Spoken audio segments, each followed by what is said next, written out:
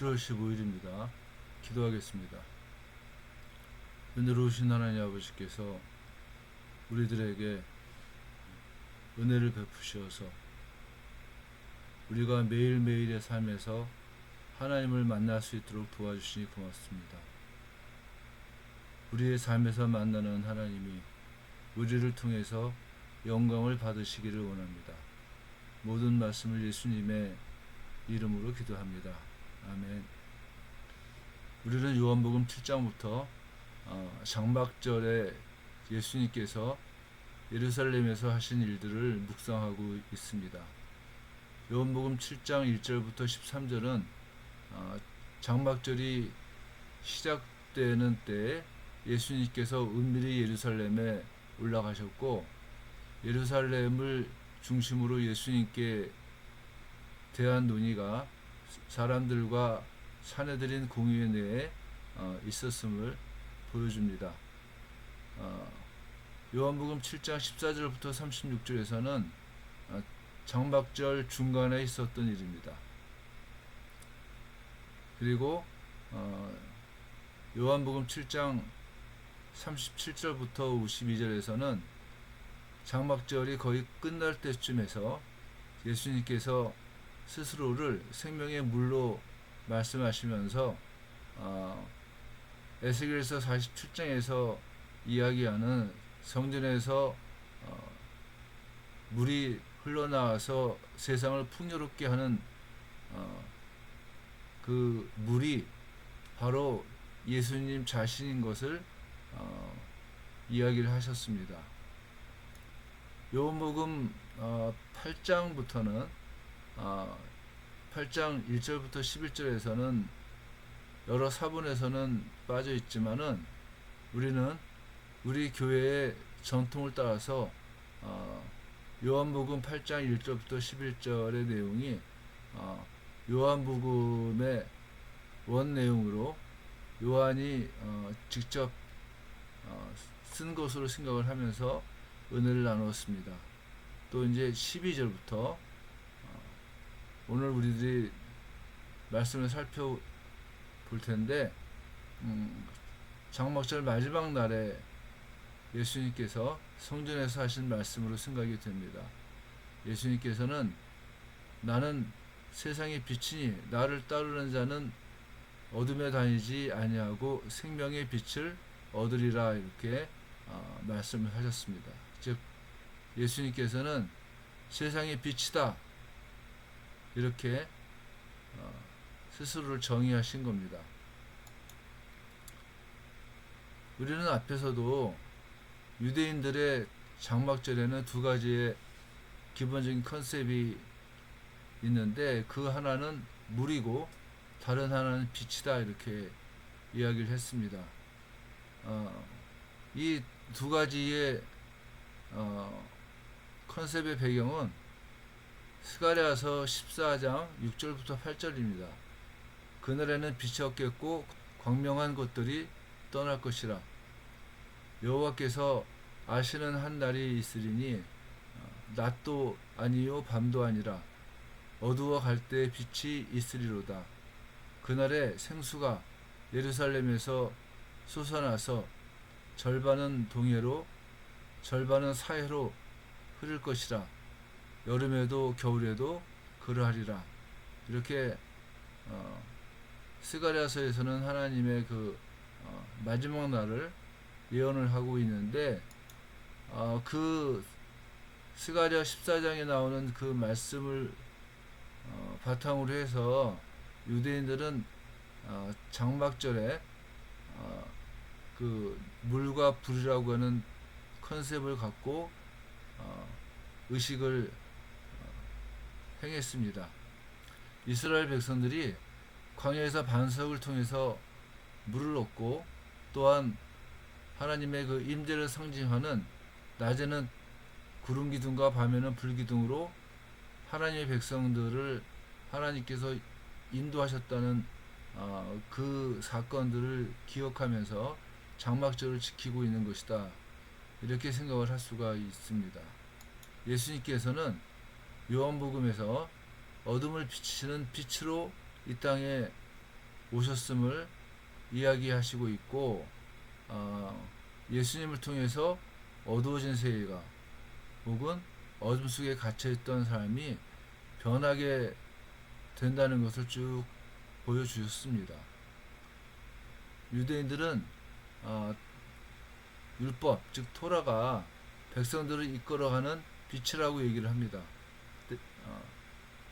그렇기 때문에 유대인들은 스스로를 빛이라고 증언하시는 예수님께 대하여 내가 너를 위하여 증언하니 내 증언은 참되지 아니하도다 이렇게 말을 합니다. 예수님이 빛이라고 하는 말에 대해서 예수님을 빛이라고 얘기하는 증인이 없다는 얘기입니다. 예수님은 유대인들의 그런 주장에 대해서 내가 나를 위하여 증언하여도 내 증언은 참되니 나는 내가 어디서 오며 어디로 가는 것을 알거니와 너희는 내가 어디서 오며 어디로 가는 것을 알지 못하느니라 이렇게 말씀을 하십니다. 예수님께서는 이미 요한복음 5장에서 자신의 말에 대해서 증인이 있다고 얘기를 하셨습니다. 요한복음 5장에서 예수님을 증언하는 자들은 세례 요한이었고 또한 하나님 아버지였습니다. 그리고 성경이었습니다. 예수님은 이 증인들을 바탕으로 자신의 말이 참되다고 말씀을 하셨습니다. 그리고 더 나아가서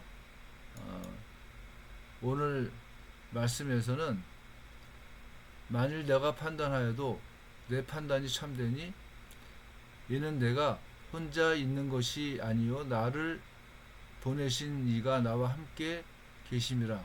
너희 율법에도 두 사람이 증언이 참되다 기록되었으니 내가 나를 위하여 증언하는 자가 되고 나를 보내신 아버지도 나를 위하여 증언하시느니라 이렇게 말씀을 하십니다. 그때 예수님께서 하신 말씀에 대해서 유대인들은 오해를 합니다. 내 아버지가 어디 있느냐 이렇게 묻죠. 그래서 예수님께서는 너희는 나를 알지 못하고 내 아버지도 알지 못하는도다. 나를 알았더라면 내 아버지도 알았으리라 이렇게 대꾸를 하십니다. 예수님은 스스로를 빛이라고 말씀을 하시는데 그 이유는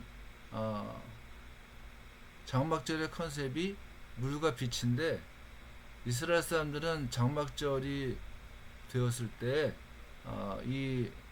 그 이방인의 뜰에다가 커다란 횃불을 밝힌다고 합니다. 그것을 밤새도록 태우면서 환하게 비치고 그 축제로서의 역할을 그 즐거움을 나눈다고 합니다.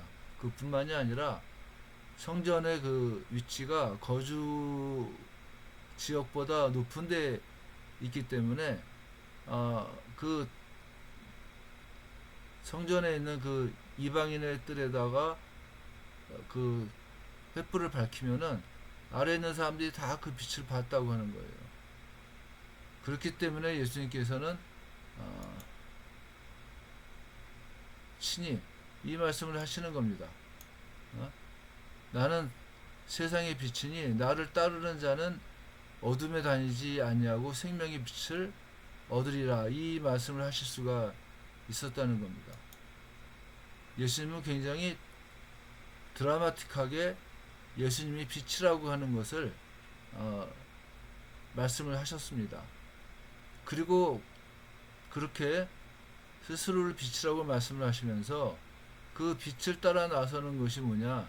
참된 생명을 얻는 것, 즉 예수님의 빛을 따라 다니는 이들은 어둠에 다니지 않는다고 얘기를 하신 겁니다. 빛은 어느 시대에나 지혜를 상징합니다. 유대인들은 여호와는 나의 빛이요 구원이시니 내가 누구를 두려워하리요. 여호와는 내 생명의 능력이시니 내가 누구를 무서워하리요라고 노래했습니다. 그러나 유대인들은 하나님의 말씀을 연구하고 묵상함으로써 자신들이 하나님의 지혜를 따라갈 수 있다고 생각했지만은 유대인들의 자의적인 성경 해석은 하나님이신 예수님을 보지 못하겠단 말입니다. 그래서 예수님께서는 이 말씀을 하시는 거예요. 너희는 나를 알지 못하고 내 아버지도 알지 못하는도다. 나를 알았더라면 내 아버지도 알았으리라. 이렇게 말씀하시는 이유는 유대인들이 아무리 성경을 열심히 연구를 해도 그 사람들이 예수님을 알지 못하는 이유 가운데 하나가 뭐냐? 성경, 하나님의 말씀을 자의적으로 해석을 한 겁니다.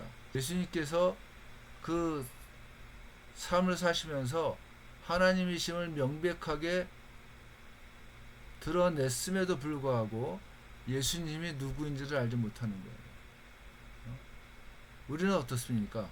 우리는 예수님의 말씀이 육신이 되어 우리 가운데 임하셨고, 우리는 예수님의 말씀을 묵상하고 연구함으로써 빛이신 예수님을 따라갑니다. 기도하겠습니다. 우리가 예수님을 바라보며 빛이신 예수님을 따라 어둠 속을 다니지 아니하고 오직 하나님을 의지하는 축복으로 하루하루를 승리할 수 있기를 간절히 원합니다. 모든 말씀을 예수님의 이름으로 기도했습니다. 아멘.